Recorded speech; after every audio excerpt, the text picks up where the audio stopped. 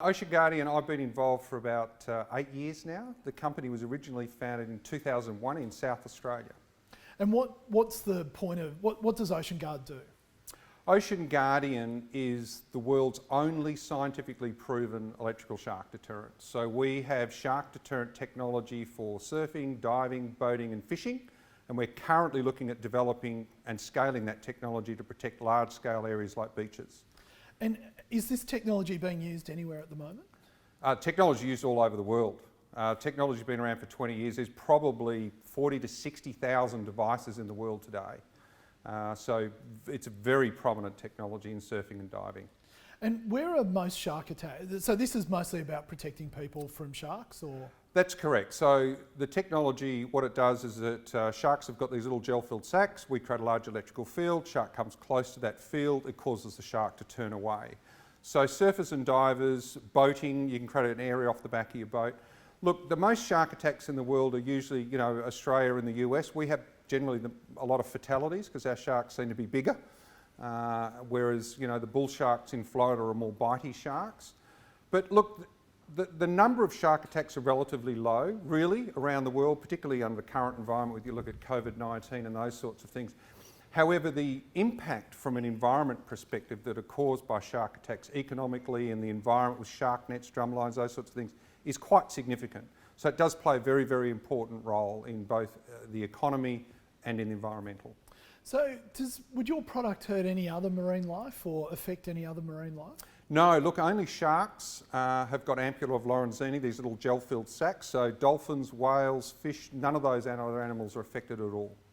And have you tested this out anywhere? Have you done any studies on this? There's extensive research on this technology and has been over the last 20 years, usually funded by state and federal governments, but peer-reviewed, published research. So there is zero question on the effectiveness of this technology. This is a great safety device, and like airbags and seat belts, nothing can be 100% guaranteed. However, is it significantly effective? Absolutely, no question about that. So why would a state government decide to have nets instead of your product? Well, that's a good question. Look, nets have been around for a long time. They're well known. Nets are for culling. They're not a barrier. They are, they do kill lots of animals other than sharks as well.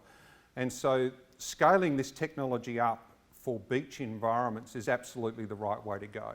Doesn't affect any other animals, deters the sharks, no impact on the environment, and we could have probably the safest beaches in the world and market that from a tourism aspect. And why do you think shark attacks are on the increase? Look, scientists will tell you all sorts of reasons, obviously. But look, there is a direct correlation between population increase and shark attacks. I personally find it really, really hard to believe that there are more sharks with 8 billion people on the planet living and eating everything that moves. I find it difficult to believe that any population of any animal species is growing that rapidly. So I'd say it's population. And would you happen to know how many shark attacks there are every year? Look, on average, Australia would have 1.5 fatalities a year. There are hundreds of shark attacks. Australia would have 1.5 fatalities. We're actually over that in Australia at the moment. We've already had 3 or 4 fatalities and quite a number of shark attacks. Now look, that's probably because a lot more people are in the water.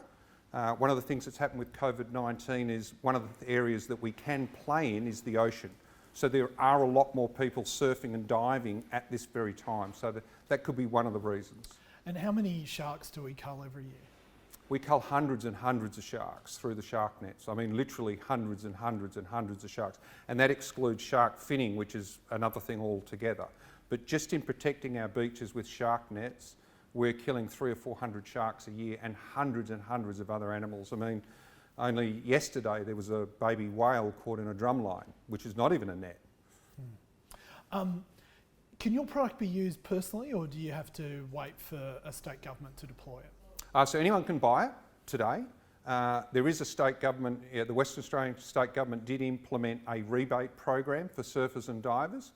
And the strategy was, well, if 75% of the fatalities are surfers and divers, and there is a technology that will significantly remove the risk for them or reduce the risk for them, let's help them purchase it by having a subsidy. So that's worked quite well in WA. Okay. So when did you become involved with Ocean Guardian? So a business partner and I bought the company about 7 or 8 years ago, and we've been working on increasing the range. So recently we introduced products for boating, so you can create a protective area around your boat. We've introduced a product for fishing. I don't know if you know, but if you go fishing in the north of Australia, you lose about 7 of every 10 fish you catch to sharks.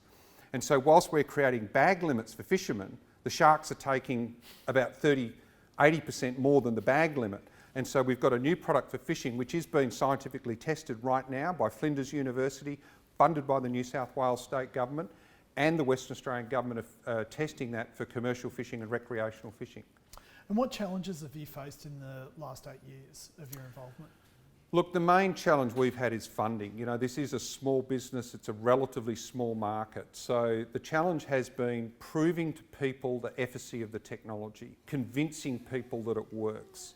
And that's been the main challenge. So over the years, we've focused on getting the scientific research, the peer-reviewed published research, so that people know this technology works. So when you buy a motorbike helmet, you know that helmet's passed a safety guide, and you know that it's going to offer some protection for you. It won't necessarily save your life every time, but you know it works. That's been the biggest challenge.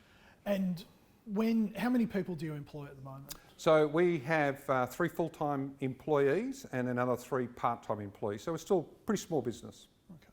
And when COVID hit, when the pandemic hit, what impact did that have on you? It had a significant impact. So COVID-19, our supply chain is predominantly in China.